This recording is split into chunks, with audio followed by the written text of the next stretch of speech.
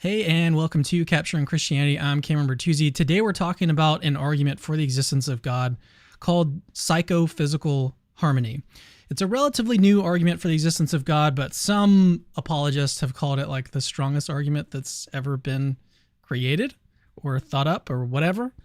And I've got one of the authors of this paper. I've got the paper linked in the description if you're interested in reading the actual paper, the peer-reviewed paper yourself. But I've got one of the authors with me, Dr. Brian Cutter. And what we're doing today is we're going to try to break this argument down in a way that is accessible, in a way that you and others can really understand. I mean, that's the point of this argument, because this argument, like if this is not your first time hearing it, it may have been difficult to understand at first, and it may still be difficult after you hear this explanation today. But that's the goal, at least, for the show today, is to make this argument that is, like I said, kind of new on the scene. It's still in the peer review process, so the authors are still waiting to get responses from other philosophers, see if they've missed something. But it's a really exciting time, because if you really understand the way that this argument works, then I think, and the authors think, and a lot of people think, that this is really, really powerful evidence for theism. So, Brian, it's great to have you here. Do you mind if I call you Brian? I should have asked before we started. Of course. Yeah, it's great to be here. Thanks for having me. Okay. Yeah, where are you located, by the way? I'm just curious. So I'm in South Bend, Indiana. I'm at the University of Notre Dame. Oh, okay. Is Dustin Crummett there with you? No, Does he teach not at Notre anymore. Dame? He got his PhD here, but he finished a few years ago. Okay. I'm not totally sure where he is right now. I think he's in the Northwest, though. It's one of the beautiful things about the internet, is that you guys can collaborate and do things together. You don't have to be anywhere near each other. That's really cool. Yeah.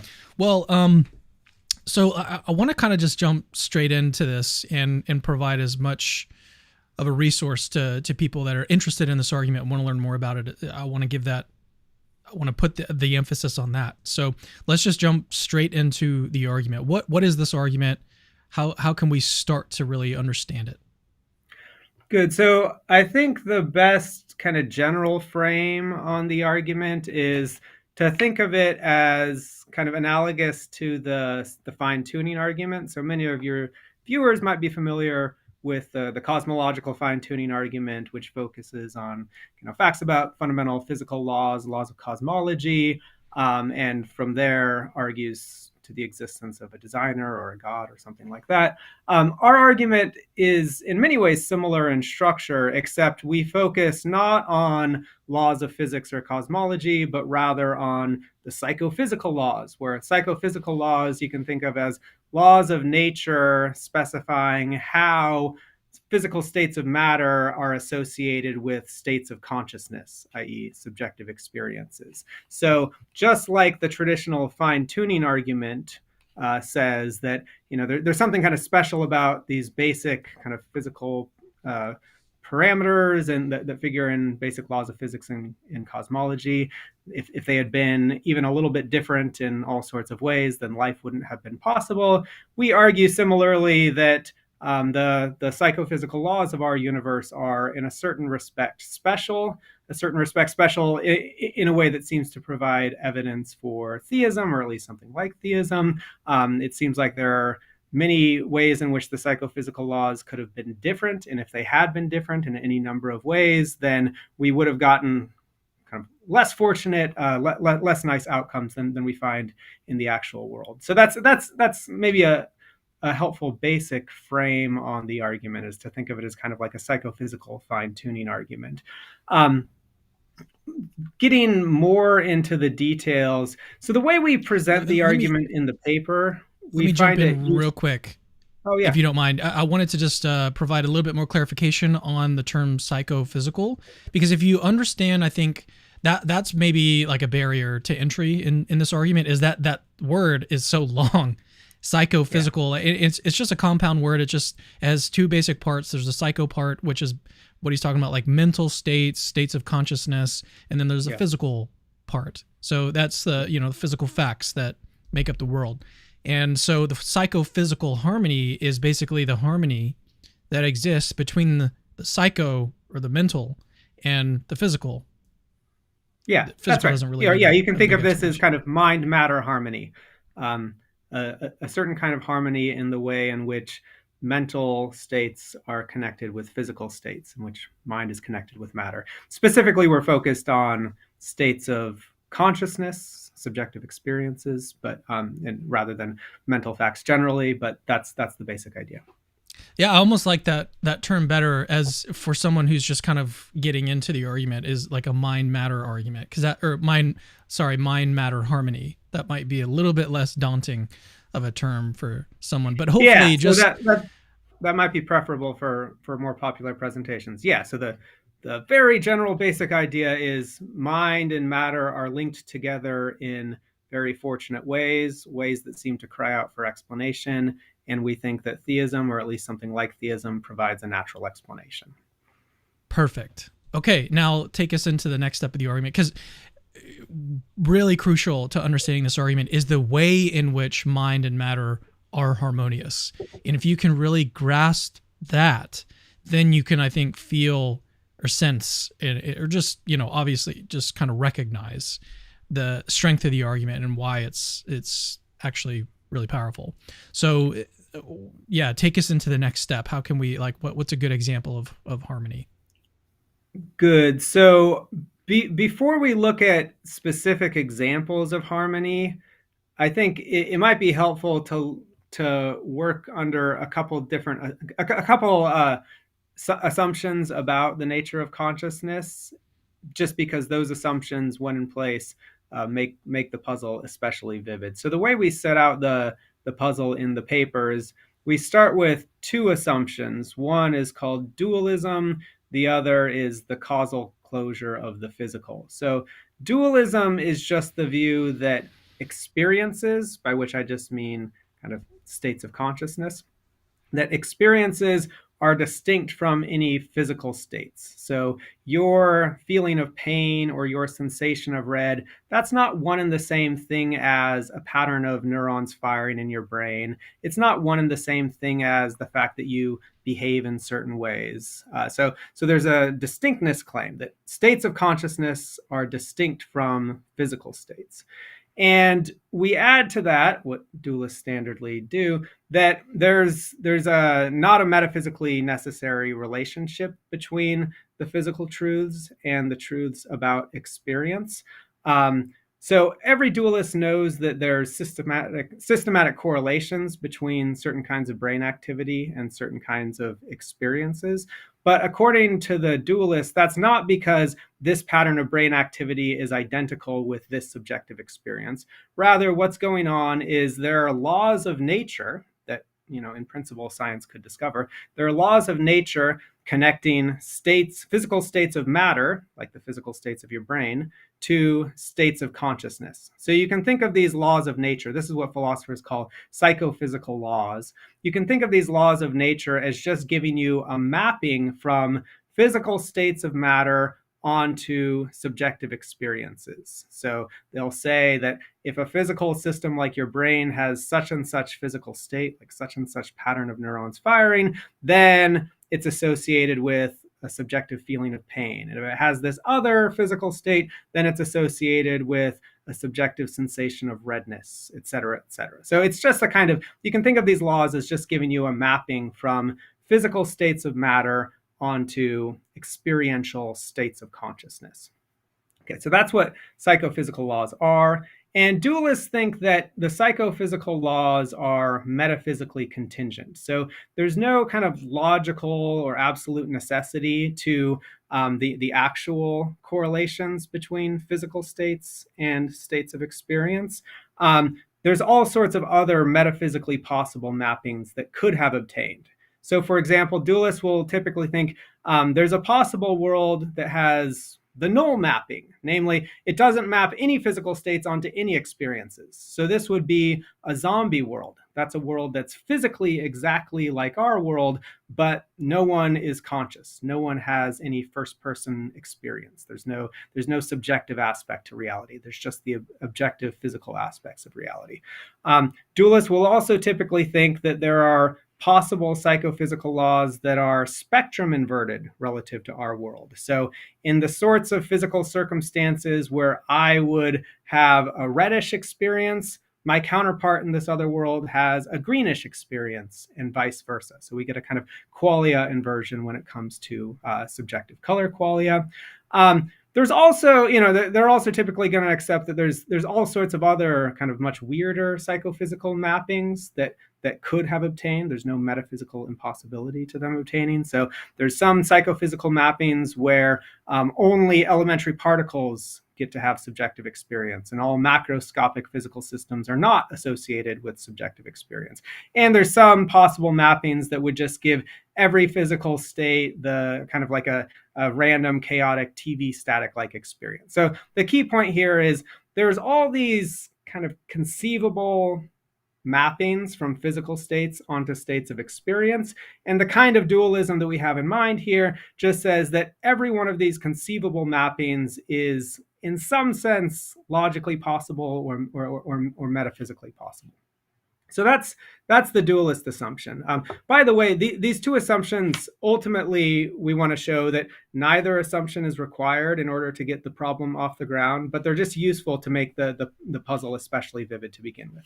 So dualism, that's the first assumption. The second assumption, as I said, is the causal closure of the physical. And this is just the assumption that the physical events involved in your physical behavior and brain processing have exclusively physical causes. So if you want to causally explain why I behave in a certain way, you never need to reach outside the physical domain. You can always give a complete causal explanation of that in terms of prior physical events, prior events going on within the purely material aspect of reality.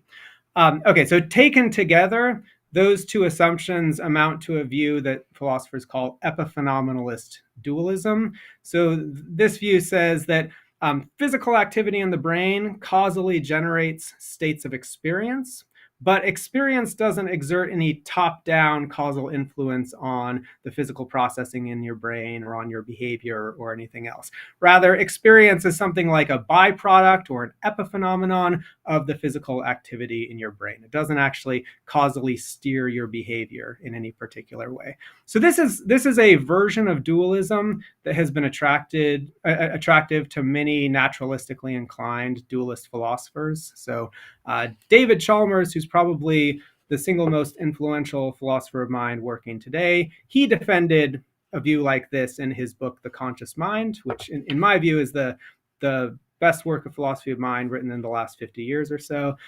Frank Jackson, another influential philosopher of mind, he defended this kind of epiphenomenalist dualist view in a famous paper called Epiphenomenal Qualia.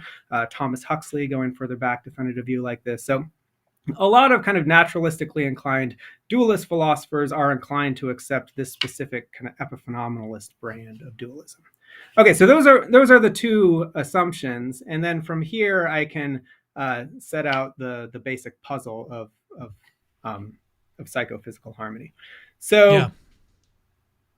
Psychophysical harmony, first of all, what it is just any case where experiences are correlated with physical states or with other experiences in strikingly fortunate ways that seem lucky or to seem to cry out for explanation. So probably the most straightforward cases involve affective experience, like pleasure in pain. So we sometimes feel pain.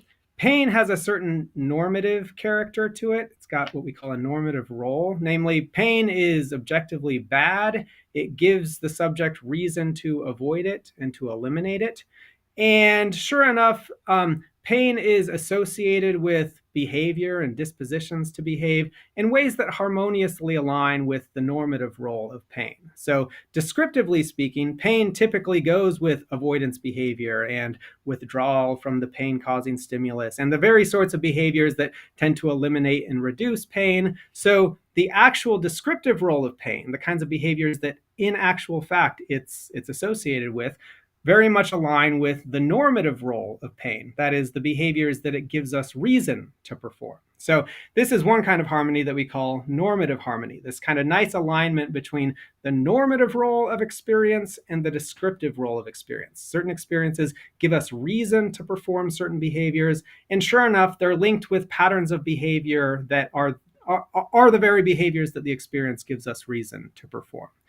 Now, to see why that's at least prima facie puzzling, notice that given dualism, it didn't have to be that way. So remember, the dualist thinks that for any conceivable way of mapping experiences onto physical states, there's some possible set of psychophysical laws that induces that very mapping. So in particular, there's going to be a possible world that's a kind of hedonic inversion scenario. So that basically inverts the descriptive roles of pleasure and pain. So in this world, when your body gets injured, you feel a pleasant experience, you feel pleasure, and you respond to that pleasant experience by withdrawing from the stimulus and avoiding similar stimuli in the future.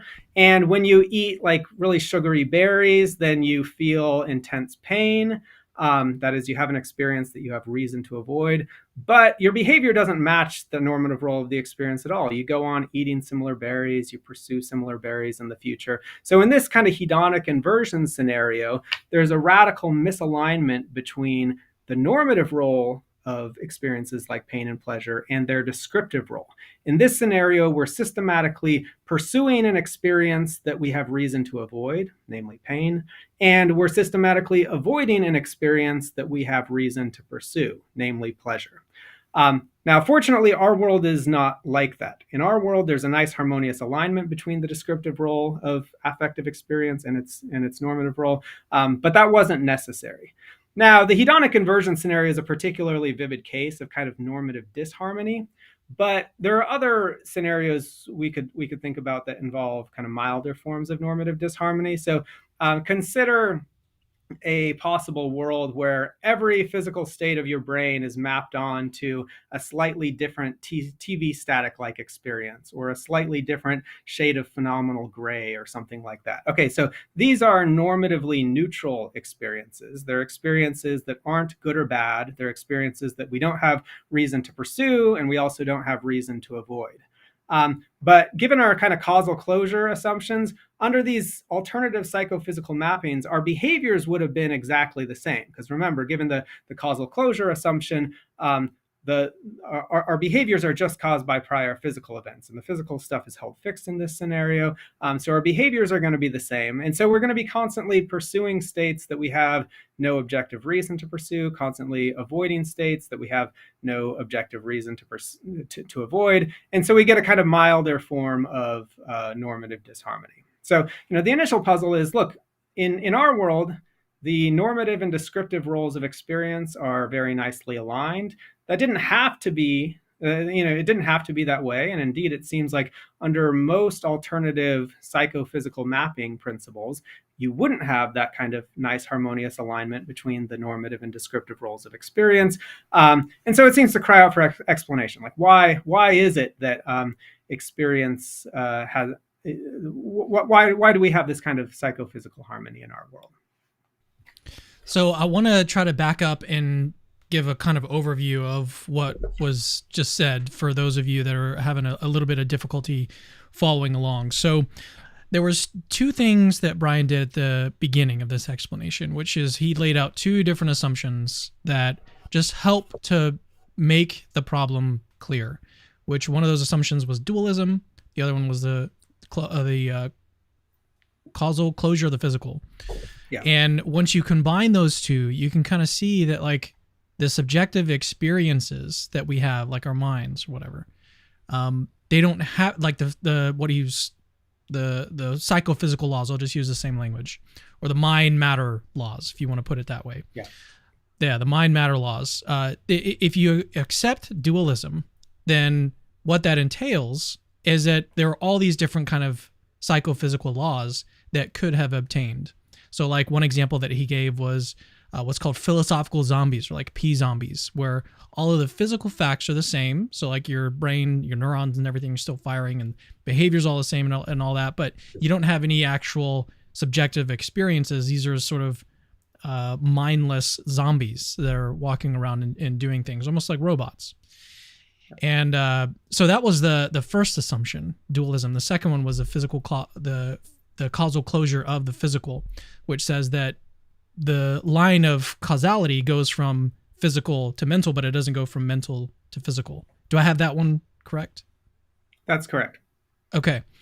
Yeah. And so the idea here is that if there are different mappings that could have obtained, then because the mental is not causing the physical on these two assumptions, then it's really puzzling how we got these like really, fortuitous or harmonious or really fortunate mappings that work out. And one of the things that I had to understand to really realize that kind of unlocked this argument for me was when he was going in, he gave his example of hedonic harmony. I talked about this in a recent video as well. Hedonic harmony is basically that pain and pleasure are, pain gives you a sort of normative reason to avoid it, the experience of pain. And that's mapped on to physical states and stuff. And what really helped me understand like the way that this argument works is that there's kind of three components. So there's the physical component. There's like the damaging stimuli and the nerves that happen in your brain and all that biochemical stuff that happens. That's all the physical things. And then there's the experience of pain that happens. And I'm talking about the actual world, right? But then on top of that, so you have those two things, mind and matter. But then on top of that, you also have like normativity or reasons. And so pain can give you a reason to avoid that in the future, that experience of pain. And so that's like that experience of pain. And so that's the normative aspect. And so once I saw that actually what's going on here is that pain gives you like a legitimate reason to avoid that in the future. The example that I gave in the video that I just put out was I was riding bikes with my brother and a friend the other day, and I went up this hill and I didn't have enough speed to get up all the way up to the top. And so I kind of like tumbled backwards and fell and hit my head really hard on the ground, and it like broke my helmet and stuff. Anyways, it was a really bad experience, really negative experience, experienced a lot of pain. And I haven't been back to that place. It gave me a reason to avoid it. And so that's a kind of example of those three different components, right? You've got the physical component, the mental component, and then the normative component. And so those two things together, the physical component with that particular experience of pain, is what provides that reason to avoid it in the future. That's what makes that rational, that behavior rational. It looks like you want to kind of jump in here. Yeah, so that's all right. So it's important to keep in mind those three components. There's basically your experience that has a certain conscious character. Then we assume that your experience has certain normative features. In particular, it gives you reason to avoid it. It's kind of objectively bad. Yeah. And third, there's the physical behavior that corresponds exactly to the reasons that your experience gives. So that's the kind of harmony. Your experience gives you reason to behave in certain ways, i.e. behave in ways that would eliminate the experience and avoid similar experiences in the future. And sure enough, that experience is correlated with physical behavior that is exactly that does exactly what the experience gives you reason to do. So yes, all three of those factors are essential bits. Yeah, and one of the terms you used was hedonic inversion, I think. And one way to really understand that, going back to the example that I gave of falling off my bike, is it's possible, if dualism is true, again, we have these two assumptions going into this argument that just help us understand how the argument works, which we'll talk about in a little bit, how the argument still works even if you abandon those assumptions. But if dualism is true, then all sorts of different psychophysical mappings could have happened, okay? And so one of those is that when I fell and hit my head, all the same physical facts were the same, So I would have avoided the behavior in the future because all the physical facts are causing me to do that. But I could have had the subjective experience of pleasure when I fell down and hit my head. And in which case, all the same facts about survival would still apply. Like nothing would change there. The only thing that we're changing in this scenario, because again, we're going off this assumption of dualism, is that I experienced pleasure when I fell down and hit my head. But the reason why that is not harmonious is because experiencing pleasure doesn't give you a reason to avoid that behavior in the future, but experiencing pain does. Okay, so that's why this is harmonious, is because you normally, you slam your finger in a car door, you feel pain, and you want to avoid that, so you're more careful when you are closing doors now. But when you slammed your finger in the door, suppose that like gave you intense pleasure, then would that actually give you a good reason to avoid that behavior in the future? No, it wouldn't. And so that's kind of what if you can understand that there's these three components, there's the physical, the mental, and the normative. And if you can understand those three and how they all kind of interact with each other, that's what, like I said, kind of unlocked this argument for me, really understanding how it works and how psychophysical harmony actually does seem like something that needs explanation. And we'll get to a little bit later on why theism is the best explanation of psychophysical harmony. Good. Yes. Yeah. So if you think about your case of falling off the bike, so when you fall off the bike and you hit the ground really hard, that produces a certain brain state inside your skull. Let's call that Yeah. brain state B. Neuroscientists can tell us the details of how it works. It's probably going to involve, neurons in somatosensory cortex and anterior cingulate cortex going wild in certain ways. But we'll just call that brain state B. Now, we also know from neuroscience that B causes you to avoid similar behaviors in the future and act in ways that would tend to eliminate your immediate experience of pain. Now let's think about the psychophysical laws of our world, the mind-matter mappings. Okay, these matter-to-mind mappings of our world say that whenever someone is in brain state B, they get an experience, a deeply unpleasant experience, an experience of pain. Okay, that induces harmony because we're assuming pain is kind of objectively bad. It's objectively such that we have reason to avoid it. And we've just seen that this brain state B, in fact, leads you to exhibit avoidance behavior and so on. So it leads you to behave in exactly the ways that lead to the avoidance and elimination of this experience. And so the psychophysical laws give you in these circumstances an experience of exactly the kind that rationally justifies your actual behavior. But now we can consider other matter to mind mapping principles that are totally conceivable, like a matter to mind mapping principle that says, whenever you're in brain state B, you get a neutral ringing sensation. Okay, now given causal closure of the physical, this, your behavior is going to be the same under this alternative mapping, under this alternative psychophysical law, because again, your behavior is purely caused by your physical states of your brain. And so in this scenario, you're going to be behaving in ways that your experience gives you no reason to behave. And so it's going to be lacking in the kind of normative harmony that we find in our world. Now, maybe I think it's useful at this point to think about the role that evolution might play in accounting for psychophysical harmony, because a natural first reaction is that there's just going to be a straightforward kind of evolutionary explanation in terms of natural selection. And here's why I think that's not right. So evolution by natural selection can perfectly well explain why it is that you have a brain state that selectively responds to bodily injury and causes avoidance behavior and the like. Because if you didn't have some brain state that was like selectively sensitive to bodily threat, bodily injury, and which caused avoidance behavior, you would die pretty quickly. So this is the sort of thing that like there's a very straightforward evolutionary explanation for why there would be a brain state that's selectively caused by bodily injury and which causes avoidance behavior. But what evolution doesn't explain is why the actual psychophysical laws in our universe map that very brain state onto an experience that justifies avoidance behavior, that justifies the very kinds of behaviors that it causally generates. I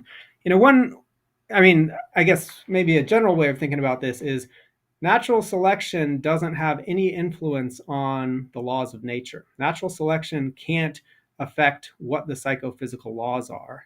And the puzzle of psychophysical harmony is ultimately a puzzle about why the psychophysical laws are the way they are. So an evolutionary account is just, an evolutionary explanation isn't even going to get off the ground.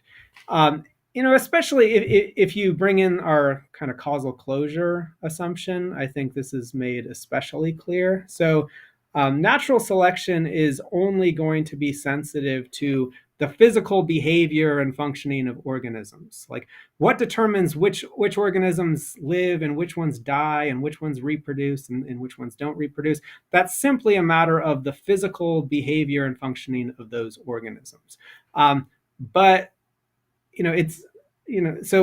under all these alternative psychophysical mappings, the behavior would have been exactly the same. So evolution wouldn't have been sensitive to differences in the mind matter mapping principles. So if the psychophysical laws had been different in all these ways that we've been talking about, evolution would proceed in exactly the same way, because again, evolution is only sensitive to like the physical structures, the physical behavior and functioning of organisms. And so we would get, physically speaking, the same results under these alternative psychophysical laws.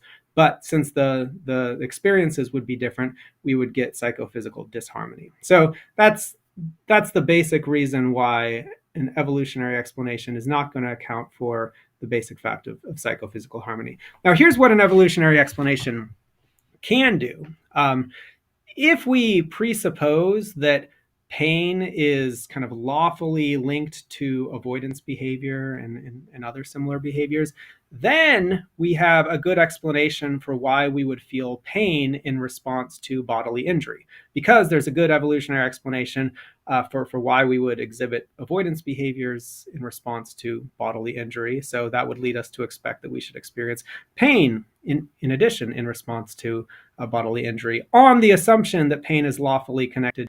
Now, that's a perfectly fine explanation of why we feel pain in response to bodily injury, but that's an explanation that presupposes the basic datum of normative harmony, namely that pain is lawfully linked to things like avoidance behavior, elimination behavior, and the like. So that's a perfectly fine evolutionary explanation of why we'd feel pain in response to bodily injury, but it's not an explanation that explains psychophysical harmony. It's an explanation that presupposes psychophysical harmony. Right. Yeah, and this is, evolution is sort of an explanation that gets offered. It was kind of like one of mine, actually, when I was first kind of understanding the argument, is I was like, kind of does seem like evolution would explain this. But I think once you understand that the sentence that you said sort of toward the beginning of your response was something like, it doesn't give you a reason, it doesn't justify your behavior. Evolution might explain why you act in certain ways, but it doesn't explain why the physical lines up with the mental in ways that justify your behaviors. So again, it doesn't really explain, I mean, I guess the ultimate point is that it doesn't explain psychophysical harmony. You can give a sort of evolutionary explanation that assumes it, like you said, that sort of assumes that the certain psychophysical mappings obtain. Anyways, I think I'm kind of just reiterating what you said, but I'm hoping that people grasp like why this is, evolution doesn't actually explain the problem. It's almost like trying to use evolution to explain, why a life permitting universe exists. That just is not. Life does not explain why these certain laws obtain, or why these certain initial conditions obtain in the early universe. It's a sort of wrong way of looking about it. So I liked when you kind of backed up and you were like, does evolution change laws of nature? No, it doesn't. It sort of operates according to them. And the question is, why does this certain structure, this mapping of the physical and the mental. Why do those laws obtain in the first place? Yeah. And so, yeah. Yeah. Should we move on now to looking at alternative, abandoning the two assumptions and seeing if the argument still works? Sure. Maybe helpful to just quickly say something about another common response that would come up at this point. And then maybe I'll go on to explain why we can drop the two assumptions. So just really quickly, the other most natural response I think at this point is, well, wait a minute. So the the relevant thing we're trying to explain here, the relevant surprising datum, is that the normative role of experience, what it gives us reason to do, nicely aligns with the descriptive role of experience, the kinds of behaviors that it's actually associated with. But what if the normative features of experience depend on their descriptive role? And so here's the sort of thing I have in mind. You might think that if we had had a different if a different experience had played the pain role, like if we had had a different sensation in response to bodily injury than we actually do, like maybe like a ringing sensation or the pleasure qualia or whatever, then in that scenario we would have strongly disliked that other sensation. So imagine a scenario where when you get injured, that causes like a ringing sensation. Instead of the actual pain qualia we experience. Well, in that scenario, we would intensely dislike the ringing sensation. And in virtue of intensely disliking it, we would have reason to avoid it. And that sensation would be bad. And so, and we would go on to avoid it. And so, and moreover, take the actual experience we have in response to bodily injury, what we call pain.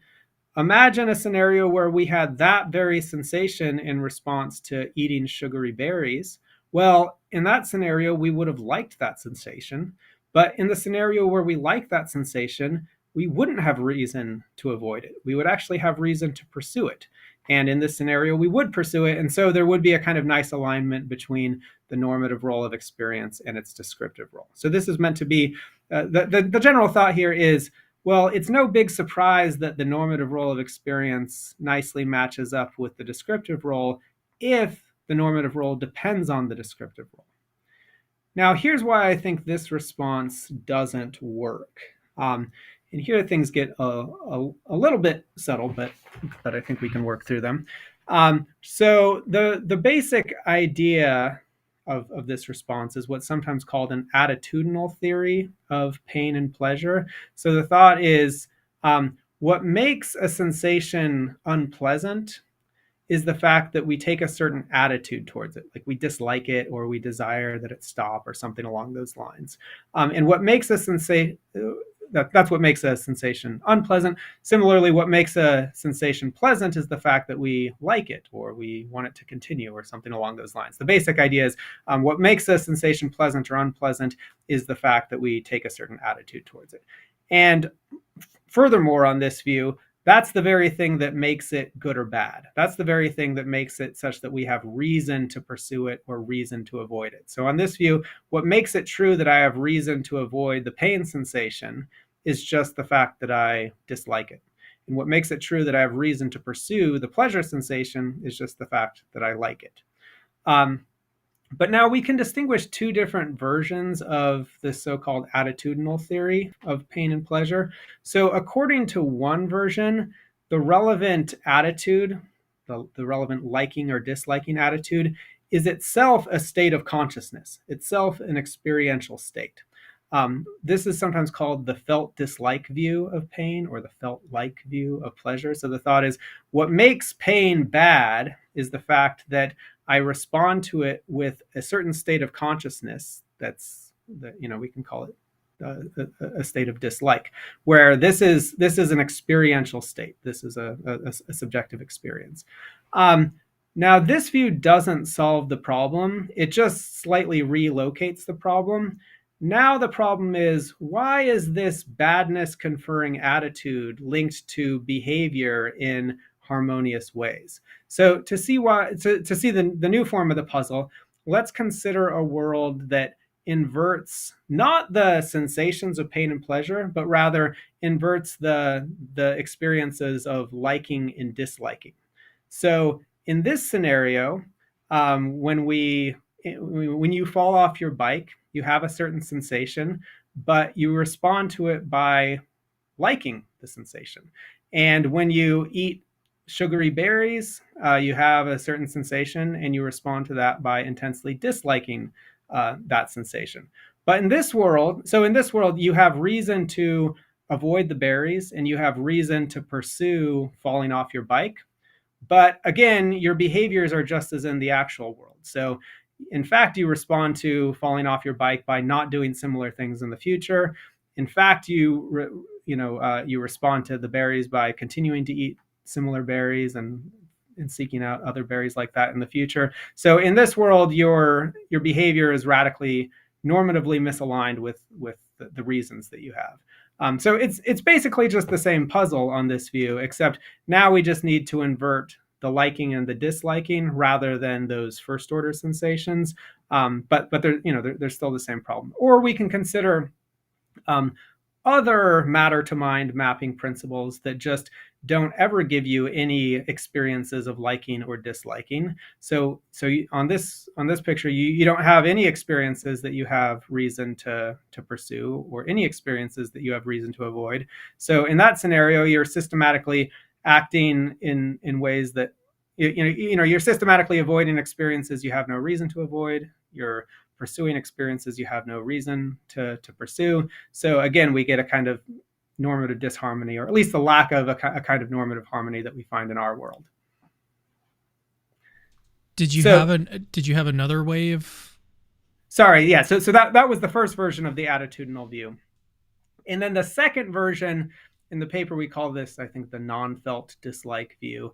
The basic thought here is, what makes pain bad is that we dislike it in a sense of dislike that can be fully cashed out in non-experiential terms. That is, it can be fully cashed out in terms of basically the ways in which we're disposed to behave when we have the experience. So the rough idea here is that to dislike an experience in this non-experiential sense is simply to be disposed to behave in ways that tend to eliminate that experience and prevent it in the future, and so on.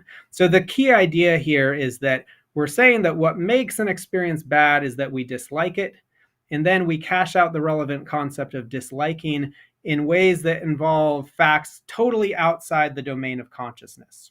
It's just a matter of the ways in which we're disposed to behave physically. Now, this view, I think, would solve the problem, but we think this version of the view is really implausible.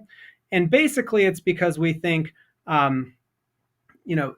facts about consciousness alone, completely apart from their relationship to physical facts, are enough to make an experience bad.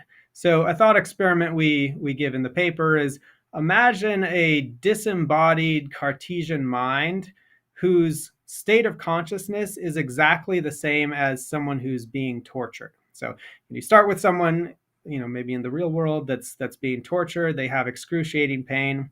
Now we consider a disembodied Cartesian mind that's having the very same state of consciousness. Now, we claim it's very clear that the disembodied mind is having an experience that's very, very bad.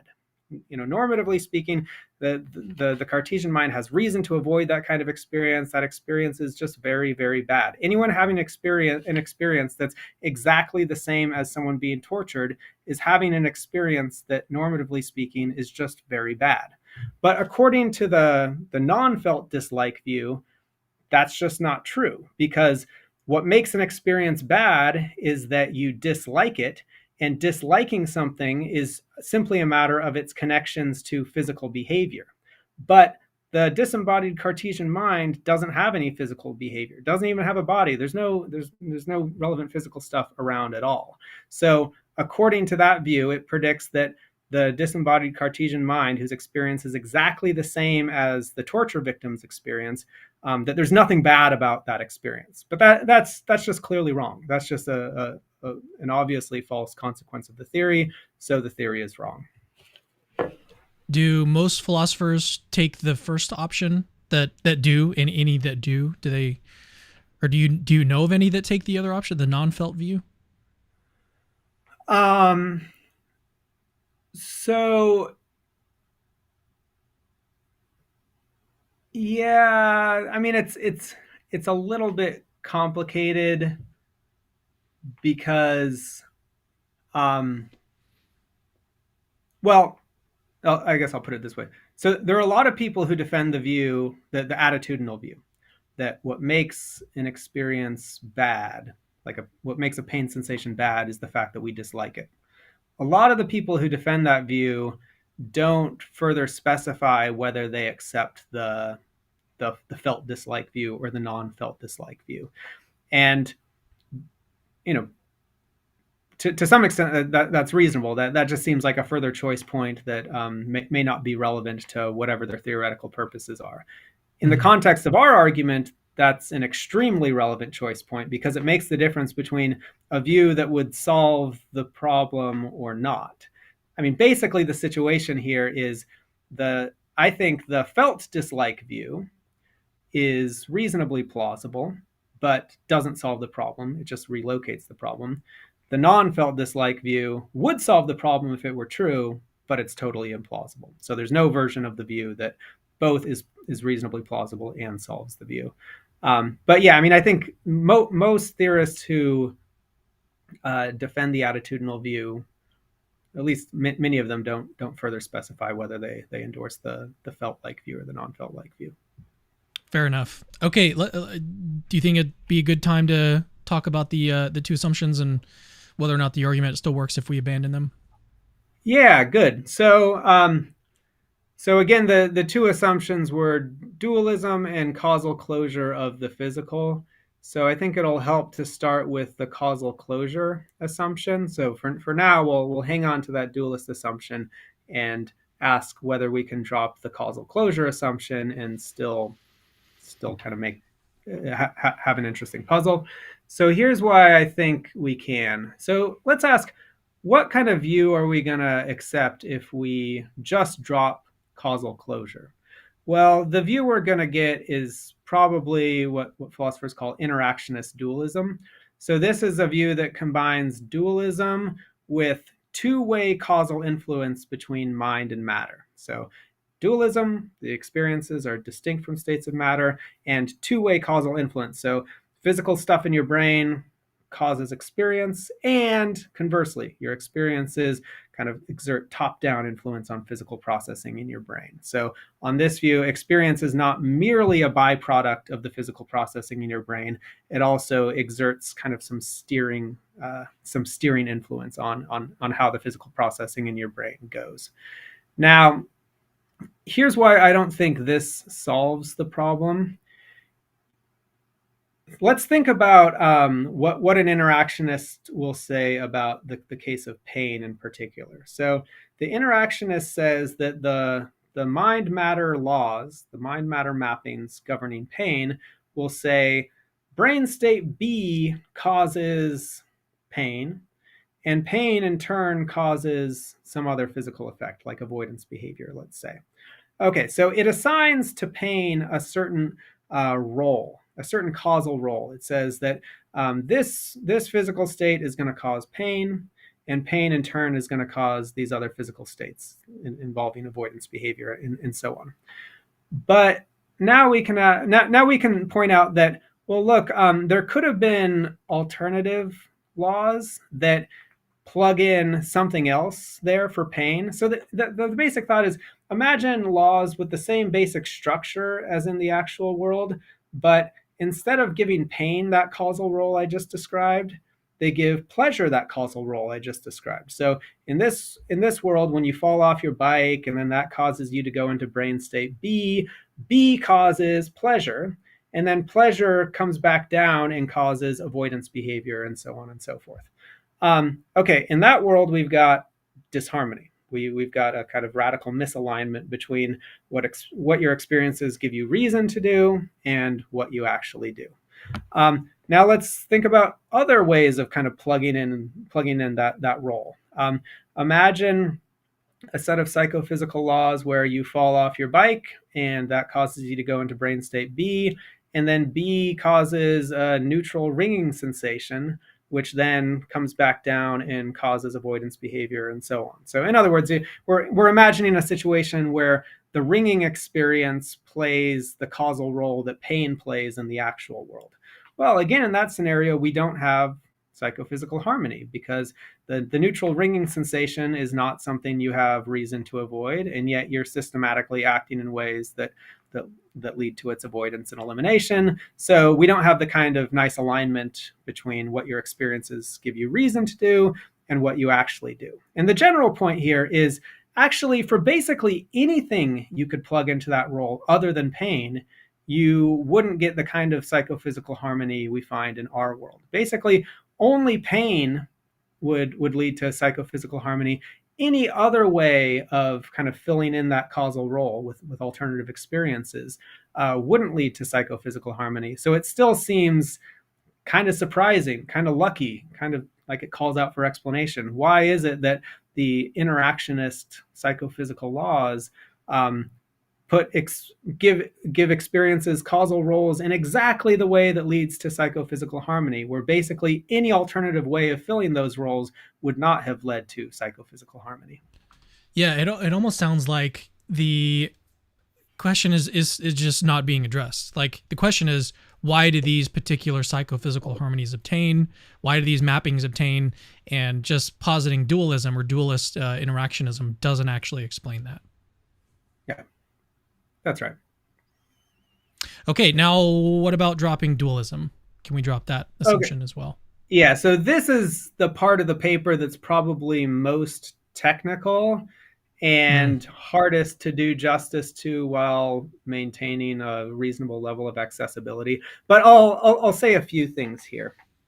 Now, the initial reason why you might think dualism was essential to get the problem off the ground is that, dualism comes with this idea that the psychophysical the mind-matter correlations are contingent in the sense that they could have been otherwise. All these other conceivable mind-matter correlations wouldn't have been harmonious, but they were possible. So we can ask, like, why is it that of all the possible ways of matching states of mind onto states of matter, we get the one of the mappings that's harmonious? Now, that way of framing it assumes that these alternative correlation patterns are really possible in some metaphysical sense. But there's a lot of views of consciousness that would reject that. So like materialist views of consciousness don't think it's a contingent matter what the mind matter correlations are. Often they'll say that states of consciousness just are physical states of your brain. And so, you couldn't have had this very brain state without having this very experience. And so, so they're not going to accept that there's contingency in the correlations between mind and matter. So that's the initial reason for thinking that, except like being open to materialism or dropping the dualist assumption would undermine the argument. So here's why I don't think that's right. And, in general, I don't think we need to make any strong assumptions about the modal status of these correlations, that is, whether they're metaphysically possible or not. And here's an analogy that can help bring that out.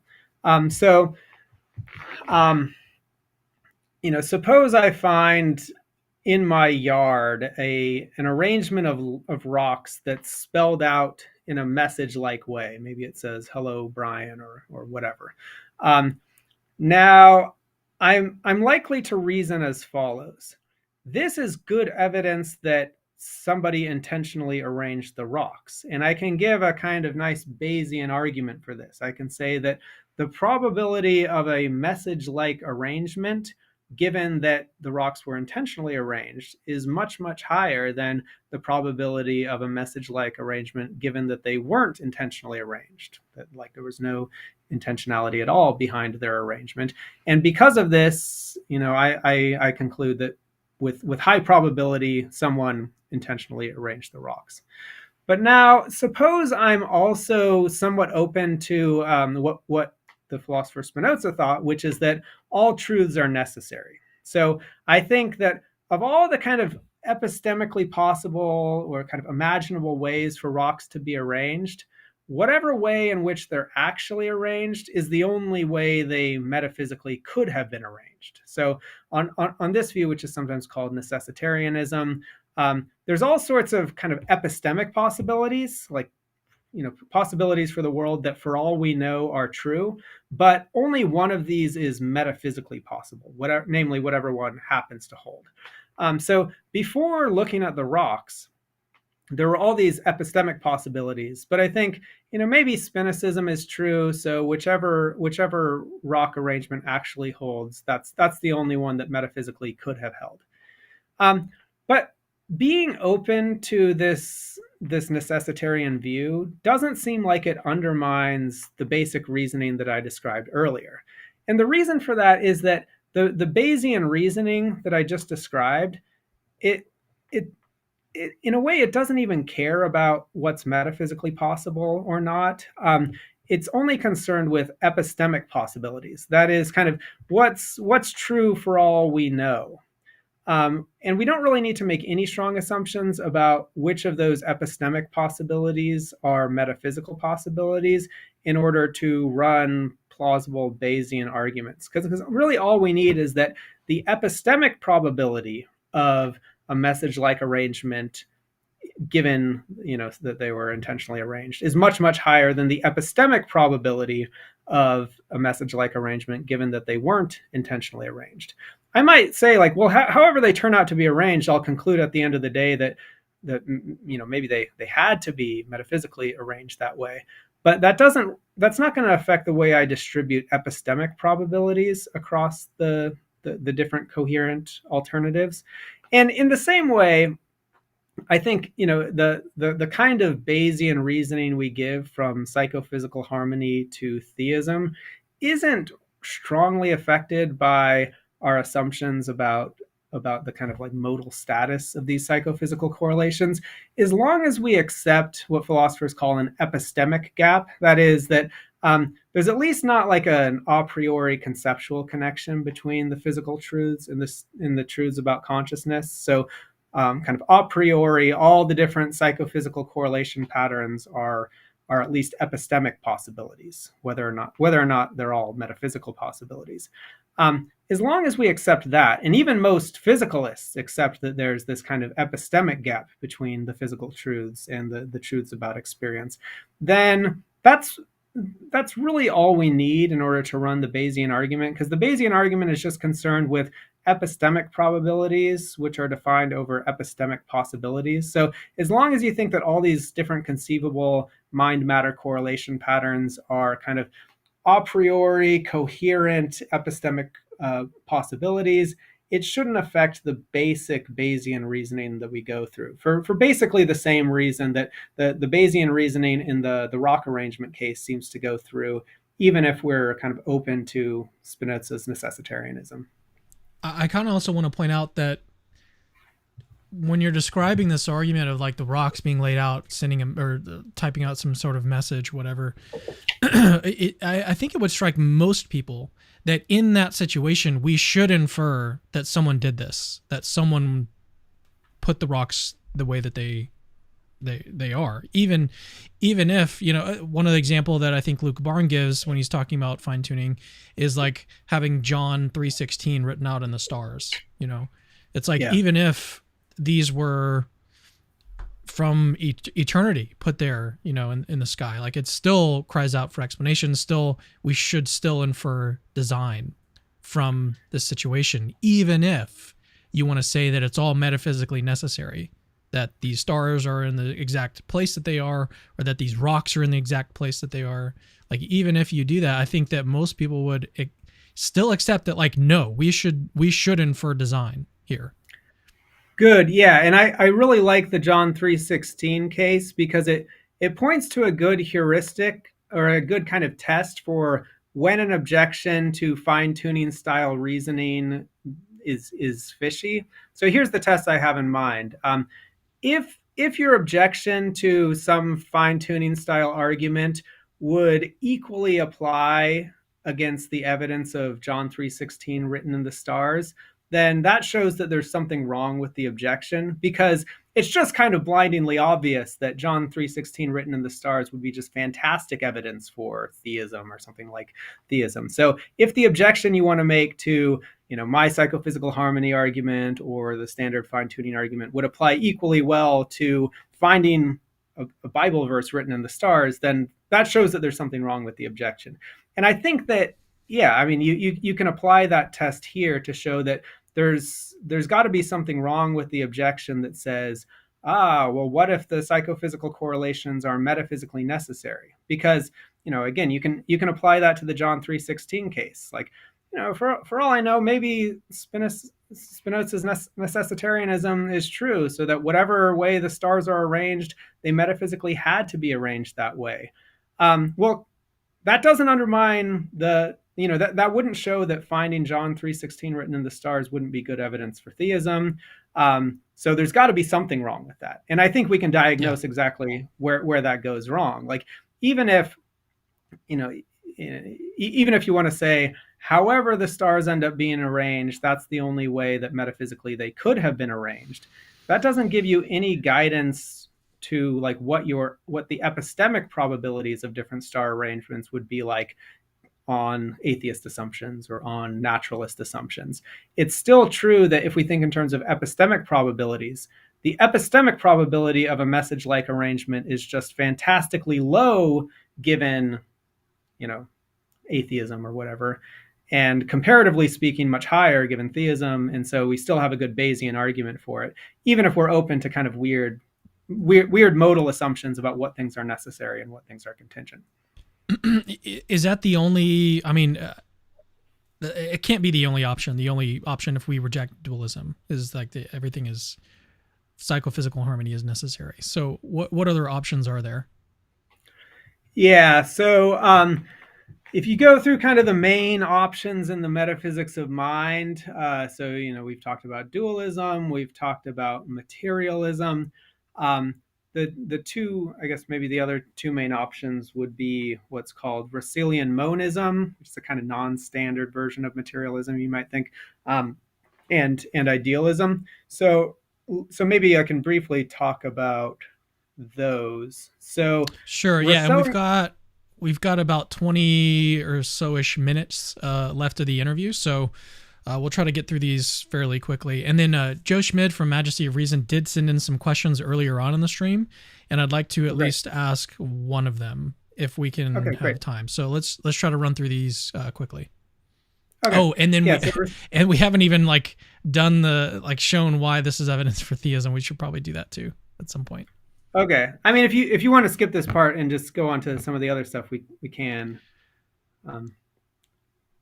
Yeah, why don't we do that? What we can do is just point people to the paper, because I've got it linked in the description, and they talk about all these different all these different forms of alternatives to dualism once you reject that assumption. So they go through, I think, what is it, like half? What's that? I believe it's section 3.3 where we talk about Russellian monism and idealism. Yeah, so let's do that. If people would like to learn more about these other alternatives and how the argument might still work under those assumptions, then check out the paper. So yeah, why don't we do kind of an overview, backing up. We've been going for about an hour. Why don't we just get an overview of the argument and then kind of spell out how this is evidence for theism? Good. So we find psychophysical harmony, namely, well, one version that we've been focusing on is the normative role of experience very nicely aligns with the descriptive role of experience, but we've seen that on most conceivable mind-matter mappings, this doesn't seem to be true. So this seems to cry out for explanation. And the basic thrust of the argument from here to theism is that psychophysical harmony seems extremely unlikely on atheism, or at least on kind of naturalistic atheism, which is kind of the maybe most standard version of atheism, the view that says the natural universe is all there is, and fundamentally speaking, the universe is purposeless. It's not like teleologically ordered towards any kind of value or anything like that. So we think that the first claim is psychophysical harmony is extraordinarily improbable on naturalism. Conversely, psychophysical harmony is at least not extraordinarily improbable on theism. Comparatively speaking, it's much more probable on theism. By the way, that's consistent with we don't need to say that it's very, very likely on theism, or even that it's more likely than not. We just need to say that in comparison with its probability on naturalism, it's much higher. So for the first part, why think that psychophysical harmony is highly improbable on naturalism? The basic intuition here is just that for most conceivable psychophysical mappings, we would get pretty extreme forms of disharmony. And moreover, now you might think, well, even if it's true that most psychophysical laws would lead to disharmony, maybe the simplest psychophysical laws would lead to harmony, and maybe there's a kind of theoretical bias towards simpler theories, Occam's razor, that sort of thing, which would make psychophysical harmony not wildly surprising on naturalism. But on reflection, we think actually the simplest psychophysical laws would also lead to disharmony. In fact, there's lots of psychophysical laws we can imagine that would be much simpler than the laws in the actual world. So, simple set of psychophysical laws might map every physical state onto the same buzzing sound experience, might just assign experience just to the subatomic particles in a way that cleanly maps onto their simple physical states like mass and charge. So we talk about some other examples in the paper. It seems like far and away the simplest psychophysical laws would also not be nearly as harmonious as the ones we find in the actual world. So we think that response fails. On the other side, it's not hard to think of reasons why a being like God would be interested in creating psychophysical harmony. It seems like certain kinds of coherent agency are only possible in worlds with psychophysical harmony. It seems like there's just all sorts of valuable things that you might reasonably suspect that a God would be interested in creating that are only possible in a world with psychophysical harmony. So, if you think about some of these hedonic inversion scenarios, in these scenarios, we're kind of systematically acting in ways that inflict pain on our loved ones and inflict pain on ourselves. Our behaviors are not justified by our experiences. Our lives are kind of a pathetic farce. So it looks like all sorts of meaningful forms of agency and relationships are only possible with a certain degree of psychophysical harmony. So it's not radically surprising on the hypothesis that our universe was created by something like the traditional God, that God would create a world that exhibits psychophysical harmony. And so from here we've got a kind of Bayesian. I don't want to go too deep into the Bayesian framework, but the general structure of the argument is the prior probability of theism is not fantastically low, and the likelihood of psychophysical harmony conditional on theism is much, much, much higher than the probability of psychophysical harmony conditional upon naturalistic atheism. Therefore, psychophysical harmony provides reasonably strong evidence for theism as against naturalistic atheism. Now, one point worth making here is in the paper, we kind of work under the simplifying assumption that the main alternatives are theism and naturalistic atheism. Of course, that's not true. There are non-naturalistic versions of atheism. You could have designer hypotheses that don't postulate a designer quite like the traditional God of theism. You could have other views that are non-naturalistic, where maybe like the universe kind of consciously pursues certain valuable outcomes, even though the universe is not itself God. I mean, there's a number of kind of non-naturalistic alternatives available. We don't want to argue that psychophysical harmony favors theism over all alternatives to theism, but we do think that it's at least very strong evidence against kind of standard naturalistic forms of atheism. All right, why don't we now turn to some questions? As I said, we had a few that were sent in by Majesty of Reason earlier on in the show. One of them is on the problem of evil. So he asked, do you think the argument might worsen the problem of evil? For example, God could secure suffering's actual causal profile without the negative feel of suffering, and presumably he should have done that. Yeah, good. I've been wanting to think more about the connections with the problem of evil, because it does seem like once you're open to the possibility of alternative psychophysical mappings, you can imagine worlds physically like ours, but without all the crappy pain. And, in some ways, those would be better worlds. I guess I think that there's a kind of trade-off here. So suppose God let a normatively neutral experience play the pain role, then there wouldn't be all the bad suffering. So that maybe that's one reason to implement that kind of set of psychophysical laws. On the other hand, you'd get a Which kind would of be, normative. would that be disharmonious? Yeah, so that I'm saying is on the other hand, you get a kind of disharmony, because now our behavior, it doesn't normatively align with our experiences. So I now you might think like, okay, fine, but like disharmony is bad, but you know what's even worse? Like Yeah. pain and suffering. So God should have made the trade-off should have resolved that trade-off in the opposite way. Um, and I don't have anything directly to say to that. I think to really engage that, we would need to go deep into the problem of evil.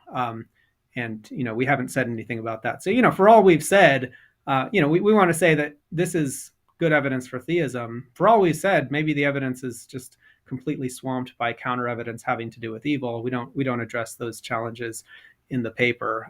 But yeah, I mean, I think there's the only way to give an adequate response to this problem is to try to kind of give a full-scale theodicy or a full-scale response to the problem of evil to show that it shouldn't make us particularly worried. But as a first pass, I would say there are trade-offs in the sort of proposal that that Joe is proposing. You can kind of trade psychophysical harmony for lack of suffering. We think God resolved the trade-off in one particular way. Maybe you think that wasn't the best way to resolve the trade-off. But to respond to that, we would just need a fuller response to the problem of evil. Yep, fair enough. Okay, question on God's mind. He says, question, God's mind in relation with the world seems harmonious in many ways. Is this a problem for theism's intrinsic probability? For example, theism is one among a huge number of foundational mind hypotheses with different levels of harmony. Good. So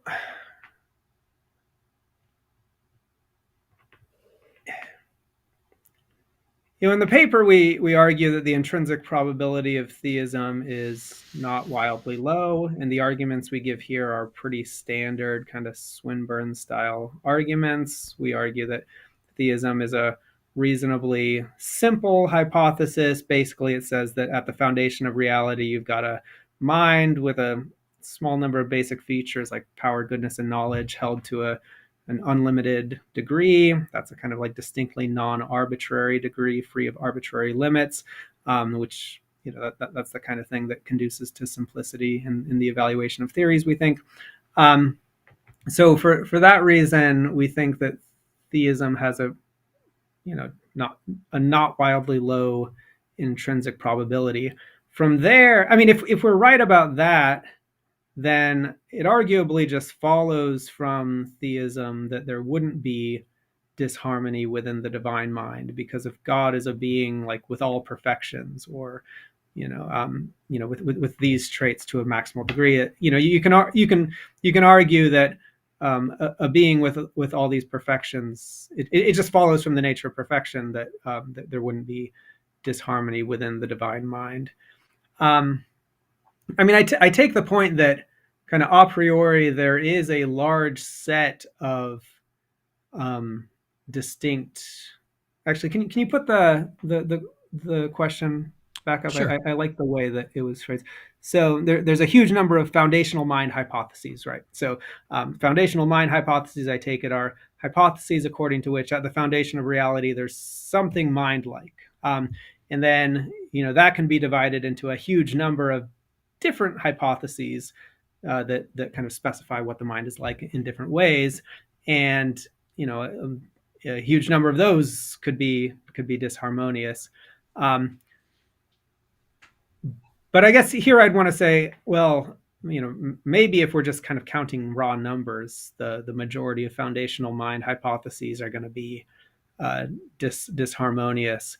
But if we have a kind of proper bias towards the simpler foundational mind hypotheses, as I think we should, because there should just be a general theoretical bias towards simpler theories, then I think that's going to favor the theistic views that kind of just analytically entail the falsity of disharmony in the divine mind.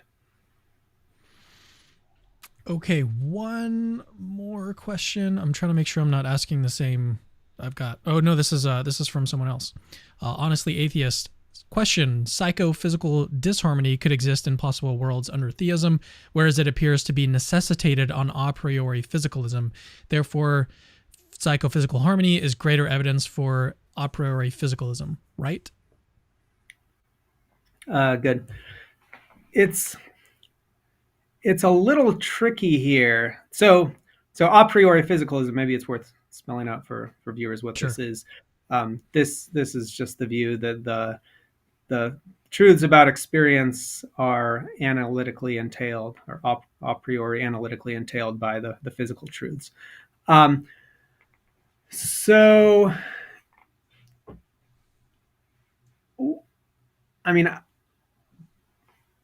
I guess so I would say that the epistemic probability of a priori physicalism is going to be 0, because a priori physicalism is itself making a claim about what's epistemically necessitated by what, and claims like that, when they're false, I think are just going to be 0. So I mean, in other words, you can know a priori that the truths about that, but that phenomenal claims are not a priori necessitated by physical claims, and whatever you can conclusively know a priori is going to have an epistemic probability of 1, and so the epistemic prior probability of a priori physicalism, I think, should be assigned 0. So that's the first thing I would say there. The second point is, even if we back off from that, this is correct. So it's true that psychophysical harmony, let's say, has a probability of 1 conditional upon a priori physicalism, and a probability of less than 1 conditional on theism. That entails that that there's going to be some confirmation of a priori physicalism vis-a-vis theism, but it doesn't have to be a very significant confirmation. So suppose you think that the probability of psychophysical harmony on theism is like 0.5. The probability of psychophysical harmony on a priori physicalism is 1. Then a priori physicalism is going to get a modest bump, but it's not going to be a huge bump. So if a priori physicalism started pretty low for you, like 1 in 100 or whatever, it might go up a little bit. It's not going to go up above 0.5. It's not going to go anywhere close to 0.5 when you kind of work out the Bayesian equations. One thing that I think is really powerful about our likelihood comparison, where we compare the probability of psychophysical harmony on naturalism to this probability on theism, is I think we can make a plausible case that the ratio between them is just pretty staggeringly large, because we can make a case that the probability of psychophysical harmony on naturalism is just kind of stupendously low, and not that low on theism. And so you could get a difference in likelihoods that's like multiple orders of magnitude. I think I think that's not implausible. And when we have likelihood differences that are on that scale, then the evidential impact can just be huge. Whereas if you have likelihood comparisons where one likelihood is only like twice as big as another or something on that scale, then the evidential impact is comparatively modest. So even if there's some confirmation boost for a priori physicalism here, I doubt it would be big enough to raise that to a very high value. Fair enough. Okay, I think this is actually a good time to actually end the stream for us today. But I did want to ask: is there anything that you wanted to discuss that we didn't have a chance to? If not, it's no big deal. We can always point people to the paper. And I mean, I would just encourage, as you're thinking about that, I would just encourage people to really think hard about this argument. And if you do have like a good objection, then leave it in the comments. And I'm sure that the authors would love to actually like get some good critical feedback on this argument, because it is relatively new and they would like to develop it and further make it better. So yeah, I would very much appreciate that. And we do hope to do further work on this argument in the future. I already have one or two things that I'm playing around with there. I guess, well, there are a lot of topics that come up in the paper that we didn't get to here, but there's probably not time to go deep into it. Maybe I'll just say that, so I started by saying that a useful frame on this argument is to think of it as analogous to the traditional fine-tuning argument, but focused on the mind-matter mappings rather than laws of physics and cosmology. One thing that I think is cool about this argument is that it seems to me that it sidesteps what I take to be the biggest objection to the traditional fine-tuning argument, which is the multiverse challenge.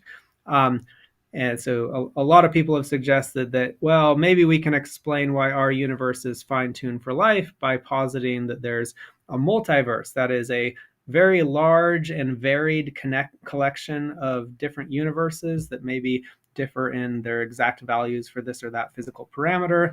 And given a sufficiently large number of universes, we would expect that at least some of them would be life permitting.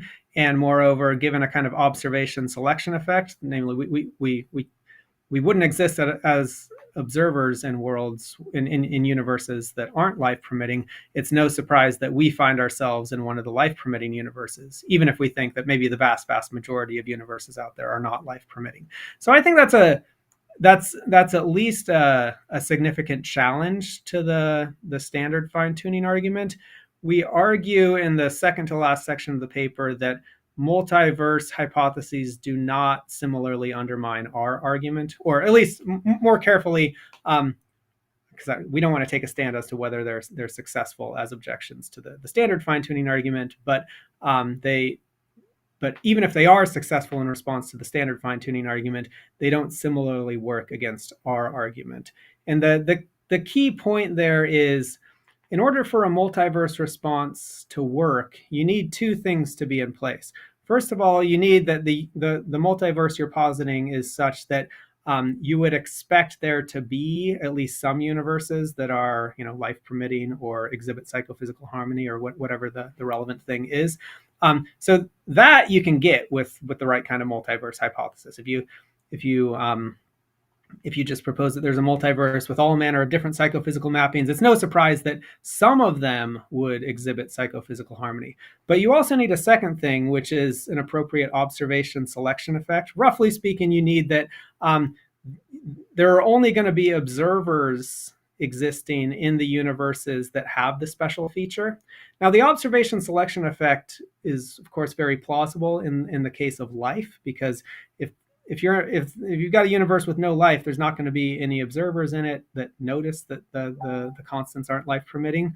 But when it comes to our argument of psychophysical harmony, then we think there's not a similar observation selection effect, because we argue there could perfectly well be observers in worlds that are psychophysically disharmonious in all sorts of ways. And so the kind of standard, and what I think of as by far the most powerful strategy for undermining the traditional fine-tuning argument just doesn't really work against our argument. Yeah, I think that's a good point to make too. Well, Brian, it's been great to have you on, and I know that we were talking about having you on for some other stuff as well, and maybe we will. But it's been great. I hope it's been helpful to you as well. Those of you that are still watching this, hopefully that you've got something out of this, and it's helped you understand the argument maybe in a different light. Or it took me, I think, a few times of really coming across the argument, even listening to the interviews and stuff, and eventually it clicked. But it took a little while. So maybe this was it for you. Maybe this is the interview that made it click for you, and I hope that it did. But in any case, I appreciate you guys tuning in. Brian, appreciate you coming on. And we'll see you guys in the next... Yeah, no problem. See you guys in the next Capturing Christianity episode very soon, so stay tuned. Hey, it's me again. Actually, don't leave yet. I've got something super, super important to tell you. So first of all, you're awesome. Like you just watched a really, really long video just now, and you're still watching it. That is actually pretty amazing. Secondly, we have hundreds, literally hundreds of other apologetics related videos for you to watch on our channel. Go check them out. I've interviewed exorcists, hosted debates between Christians and atheists. I've even made response videos to atheists. All of that is available on our channel. Go check it out. Third, I rely on people that see value in my work, people like you that watch videos to the very end, to keep the lights on around here. Literally, this is how I feed my family. So if you see value in the work that I do, please consider supporting this ministry and becoming a patron. Links to that are in the description. Oh, and have I mentioned that Christianity is true?